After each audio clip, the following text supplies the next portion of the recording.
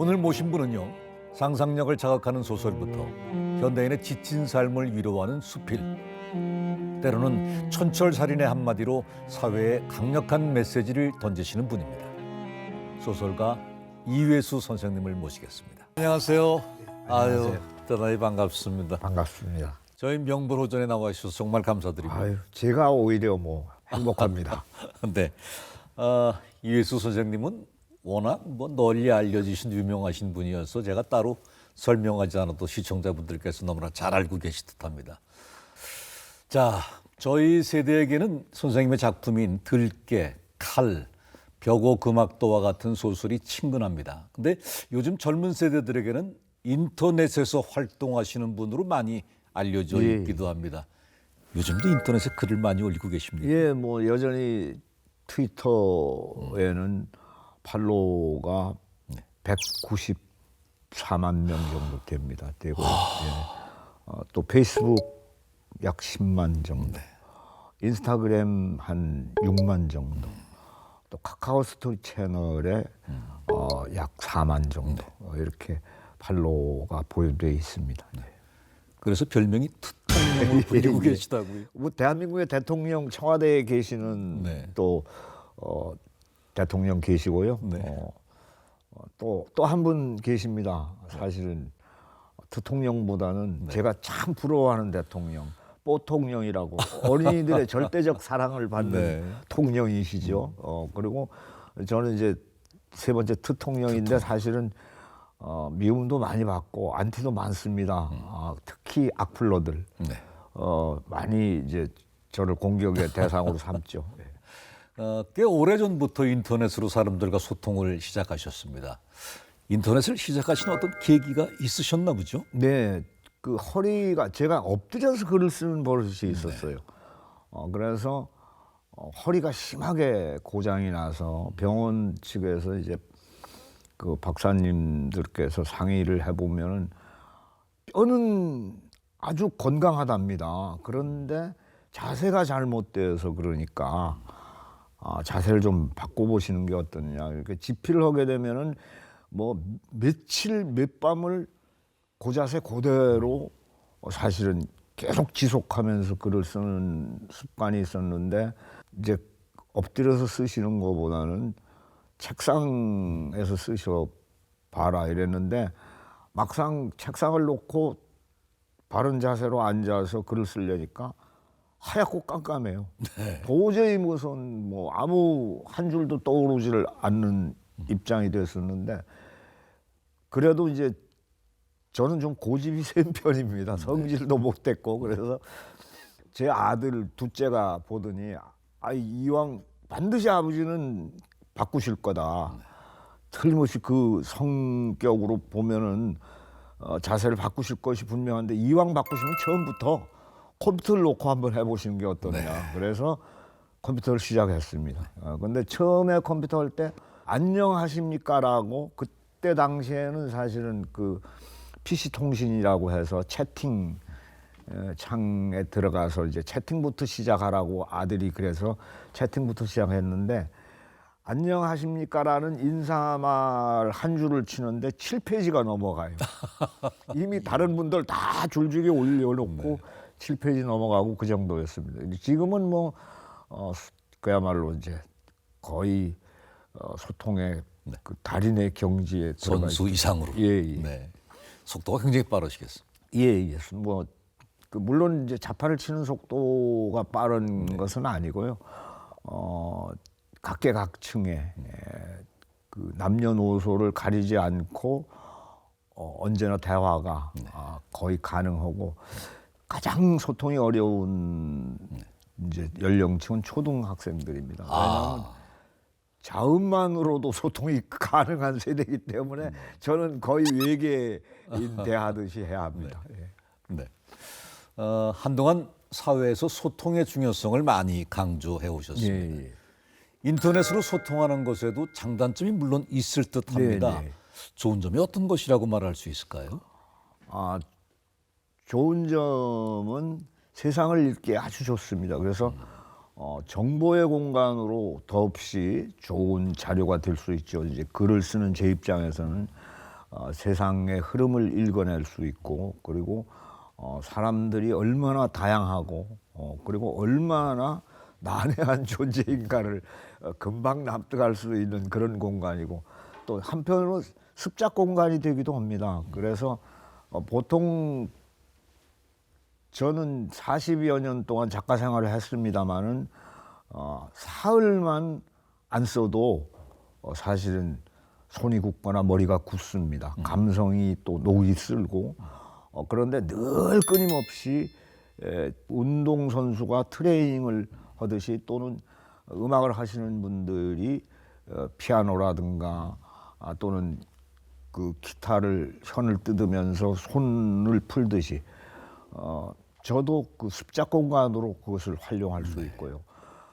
또 하나는 이제 중요한 소통입니다. 그래서 어려운 문제가 생겼을 때 이제 그것을 유저들한테 또 팔로워들한테 호소해서 어려운 문제를 해결하는데 도움을 청할 수가 있습니다. 그래서 그 이번에 그 대학로에서 버스킹으로 유명한 김철민 네. 그 가수이자 개그맨께서 암에 걸려서 입원을 했을 때 그 입장을 좀 호소를 하고 그래서 많은 도움을 얻을 수 있었습니다. 그래서 지금 경과가 굉장히 좋아졌다라고 연락이 왔습니다. 예. 문학은 나에게 때로는 천형이고 때로는 은혜다라는 말씀이 예, 있습니다. 어떤 의미인가요? 결국은 사실 제가 암에서부터 폐기음과 유방암까지 다 두 개의 암을 거치고 수술을 여러 번 해야 되고 이랬던 것은 네. 거기에 항상 그 문학이라고 하는 어마어마한 그 짐, 그리고 천형이 저를 짓눌렀다는 얘기도 되겠습니다. 근데 문학 하시는 분들은 사실은 가장 단명합니다. 그리고 정치하시는 분들이나 종교인들이 가장 오래 사신대요.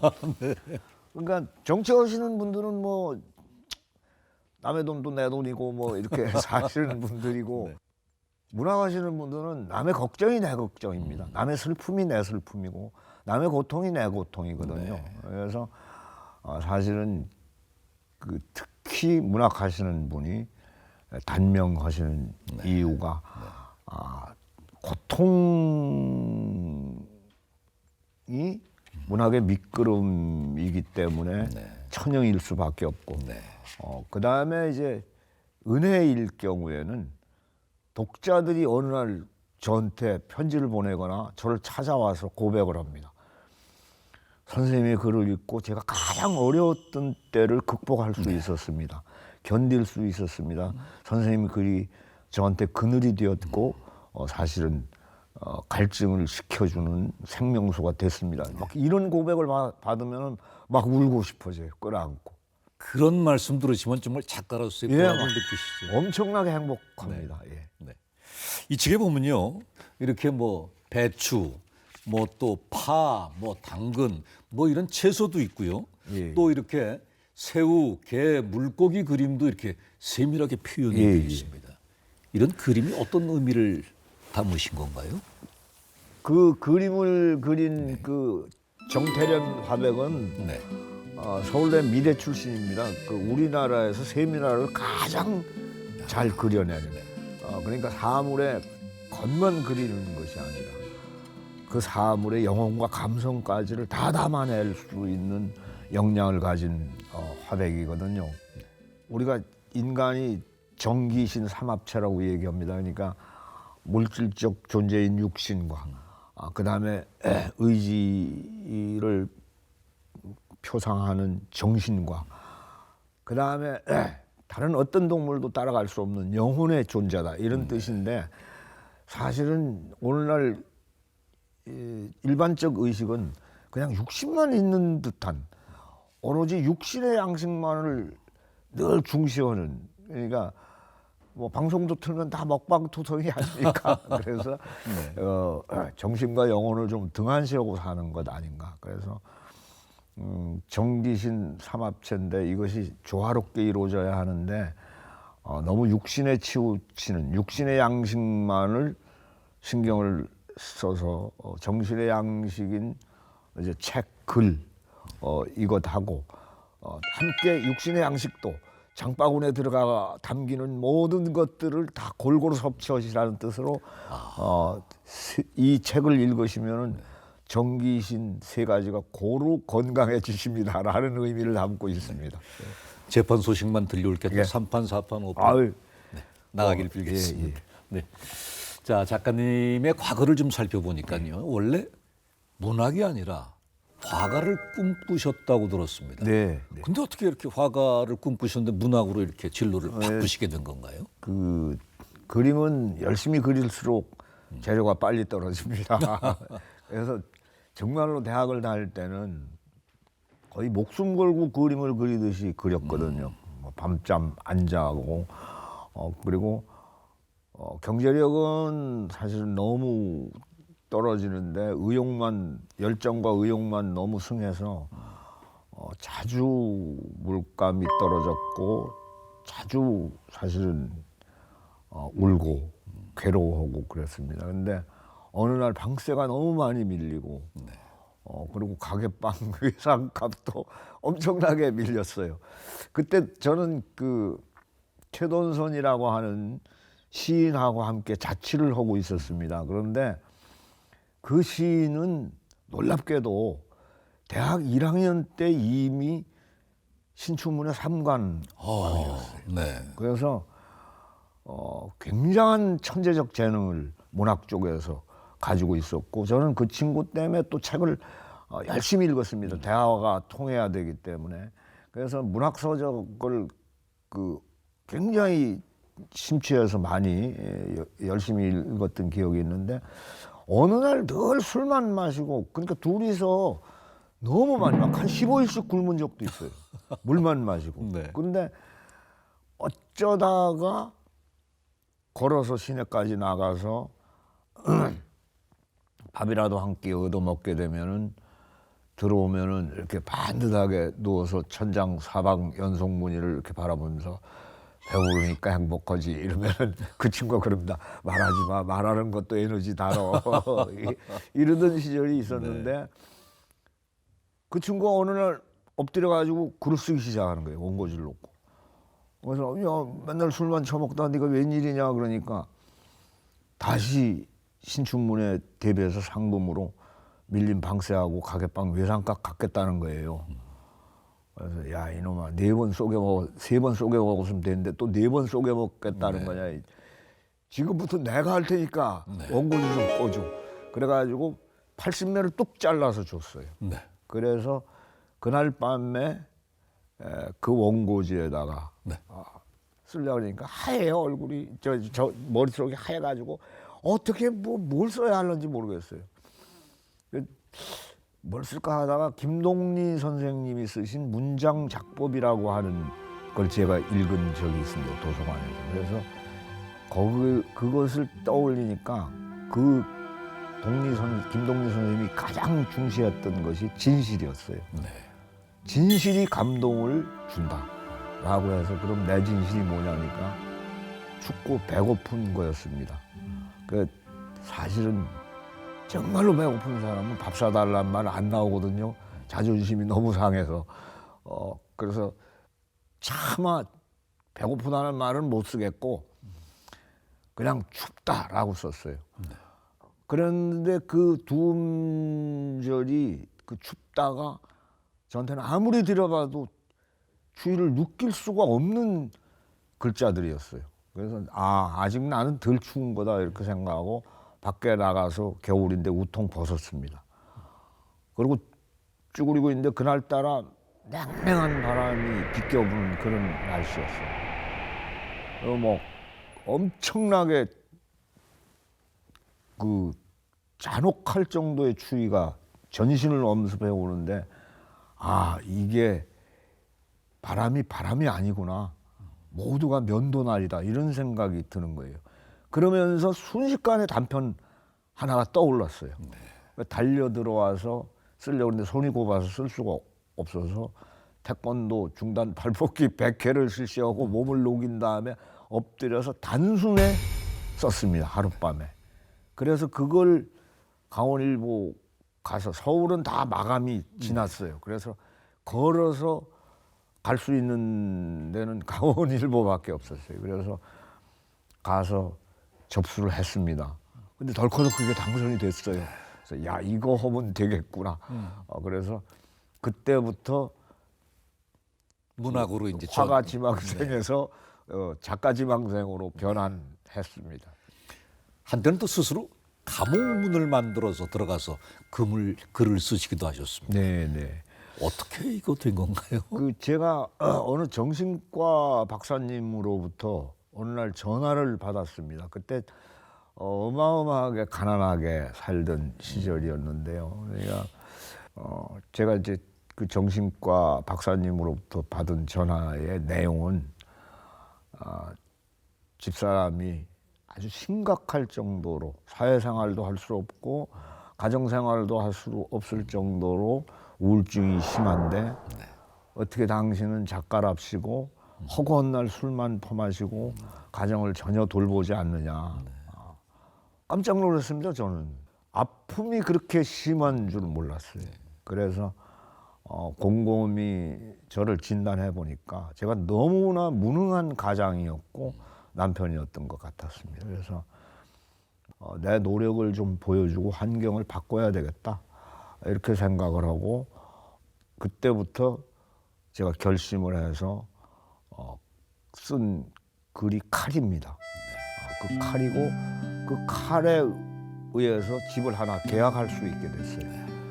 그리고 이제 중도금을 이제 내야 되기 때문에 그 집을 계약을 하고 나서 그 집에 들어가 가지고 쓴 것이 벽오금악도인데요. 집사람한테 내가 이제 이왕 시작한 김에 운명을 좀 바꿔야 되겠다. 근데 내가 원체 자유분방한 성격이라서 난 나를 통제하기가 어렵고 못 믿겠다. 그래서 집에 좀 철문 같은 거 하나 치면 좀 뭐 통제가 되지 않을까 이러니까 그날로 집사람이 춘천 시내 나가서 교도소 철문 납품업자한테 교도소 철문하고 똑같은 철문을 주문해서 제 방 지필실에다 달았습니다. 그리고 화장실도 개조해서 그야말로 감옥의 속칭 뺑기통처럼 이렇게 만들어서 거기서 대소변 해결하고 밑에 그 식구통이라고 하는 그 창문 그 철창문 밑에 그 식구통으로 식사 다 넣어주고 그랬습니다. 그래서 거기서 쓴 것이 벽오금악도고 가장 독자들에게 많이 사랑을 받은 그러니까 순식간에 베스트셀러가 됐고 그래서 차도 사고 땅도 사고 집도 사고 이렇게 한 책입니다. 벽오금악도. 그러면 그 감방 창살은 얼마 후에 철거를 하게 되셨나요? 그래서 이왕 시작한 거 이래서 다시 또 하나를 더 썼습니다. 그래서 총 9년을 그 안에 갇혀서 썼습니다. 그리고 제 운명은 바뀌었습니다. 9년 동안 그 안에서 뼈저린 가난에서도 헤어났을 뿐만 아니고 순식간에 그 독자들로부터 사랑을 받는 수많은 독자들에게 사랑을 받는 최고 작가로, 인기 작가로 그렇게 됐죠. 등극을 하셨습니다.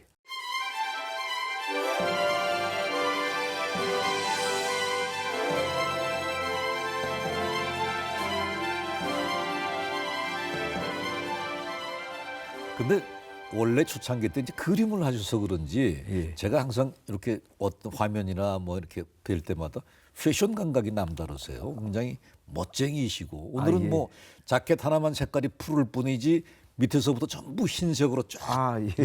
하얀색을 특히 좋아하시는 어떤 이유가 있었습니까? 제가 그 역 대합실에서 뭐 잠을 자거나 또 이제 다리 밑에서 잠을 자거나 뭐 겨울에 이제 철거한 포장마차에는 아직도 온기가 좀 남아 있거든요. 그래서 그 리어카 밑에서 뭐 잠을 자거나 노숙을 꽤 오래 했었습니다. 그래서 그때 가장 부러웠던 것이 하얀 옷 입고 다니시는 분들이 늘 단벌로 노숙하고 뭐 거의 누더기 같은 옷을 걸치고 살았고, 사실은 세수하거나 이를 닦는 것이 허영과 사치처럼 여겨질 때거든요. 그래서 따뜻한 물로 뭐 세수하거나 이런 것은 거의 초호화 그런 삶이니까 흰옷 입은 분들이 늘 부러웠습니다. 야, 저 어떤 평안하고 따뜻한 가정에서 살면 저렇게 늘 흰옷을 입고 다닐 수 있나 싶어서 부러워했었는데, 나중에 결혼하고 나서 그때부터는 흰옷을 입기 시작했습니다. 흰옷을 즐겨 입으시는데 그런 사연이 또 예. 있었습니다. 네.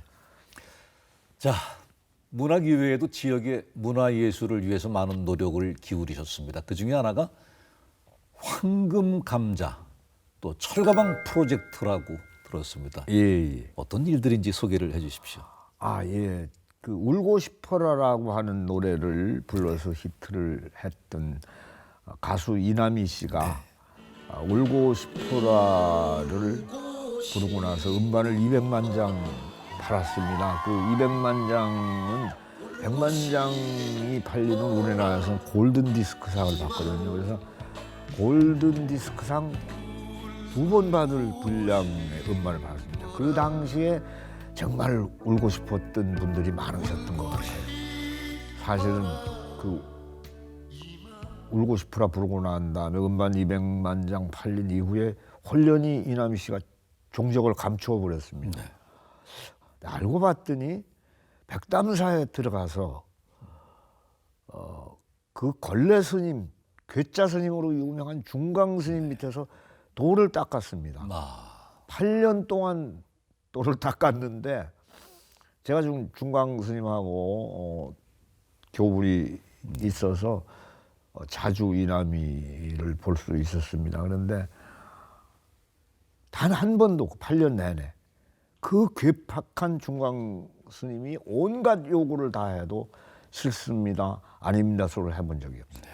네 스님 그리고 다 수행했습니다. 하다가 안 되는 한이 있더라도 최선을 다했어요. 8년 만에 중강 스님이 인가를 내셨습니다. 됐다, 너는 이제 도인이다. 내려가서 살아라. 그래서 춘천에 내려와서 저하고 의형제를 맺고 형아 아우 하면서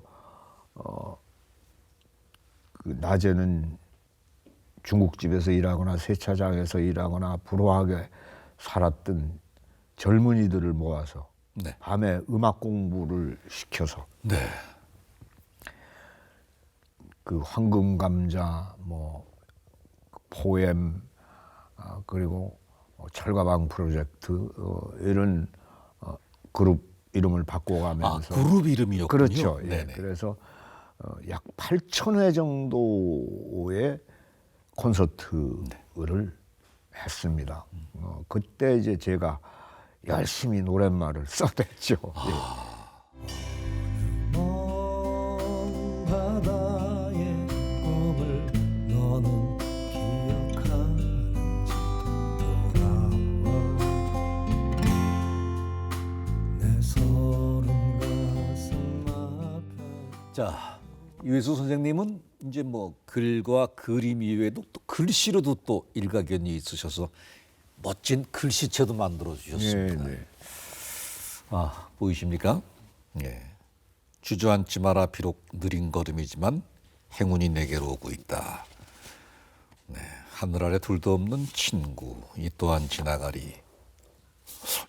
이 세 가지는 뜻을 알겠는데 존버 이건 뜻을 모르겠습니다. 아, 예. 네. 그 예전에 어느 기자가 그 대한민국의 젊은이들한테 전해줄 좋은 말씀 있으면 한마디만 들려달라고 그래서 제가 존버 이렇게 얘기를 한 적이 있습니다.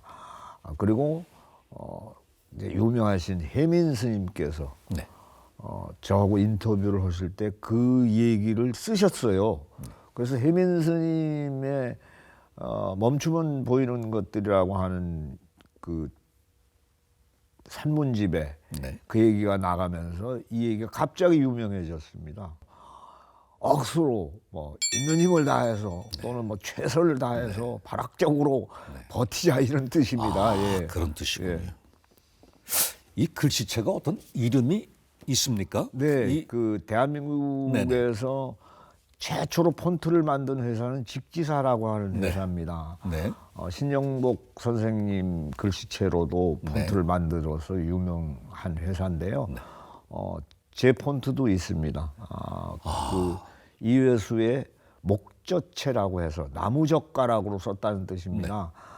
보통 캘리그라피 하시는 분들은 저를 캘리그라피의 1세대 원조라고 생각을 하십니다. 그러니까 대학 1학년 때부터 제가 나무젓가락으로 글씨를 쓰기 시작했거든요. 그러니까 후배들이 왔을 경우에 저는 이제 그림 도구 뭐 거의 다 떨어지고 없으면은 야 잉크나 그냥 한 병 사와 이렇게 해서 그 라면을 항상 먹으니까 나무젓가락은 확보돼 있고 붓은 없더라도 그 라면 젓가락으로 잉크를 찍어서 글을 쓰거나 그림을 그려줬죠. 그래서 지금은 그래도 부수입도 생기고 그리고 즐거움도 많습니다. 그 뭐 그걸로 이제 책도 내고.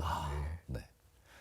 예전에 월스트리트 저널에 아리랑을 주제로 한 광고에 나온 글씨가 선생님께서 쓰신 그 글씨체죠. 네네. 당시 그 글씨는 어떻게 해서 쓰게 되신 건가요? 그 한국 알리기에 앞장서 계시는 교수님이 계시죠. 네네. 예, 그 교수님께서 오셔서 우리나라 아리랑이 세계적으로 사랑받는 민요인데 그 아리랑이라고 그래서 제 글씨로 타임스퀘어 가든에 좀 걸고 싶다, 아리랑을 알리고 싶다 해서 제가 써드렸습니다.